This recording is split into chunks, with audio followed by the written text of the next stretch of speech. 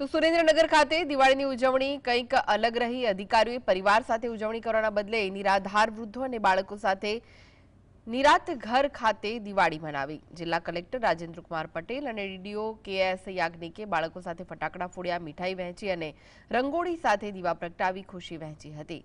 આ અનોખી ઉજવણીમાં માનવીય અભિગમ નજરે પડ્યો હતો।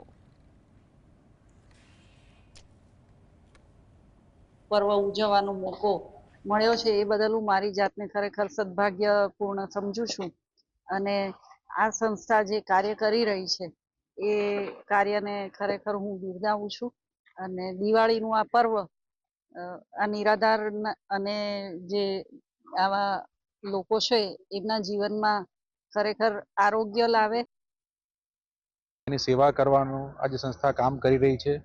ખરેખર અદ્ભુત કામગીરી છે, ખૂબ સરસ કામગીરી છે। દિવાળીનો તહેવાર એમની સાથે મનાવવા માંડ્યો, આજે ઉજવવામાં આવ્યો છે। સાથે ડીડીઓ શ્રી પણ સાથે હતા। ખૂબ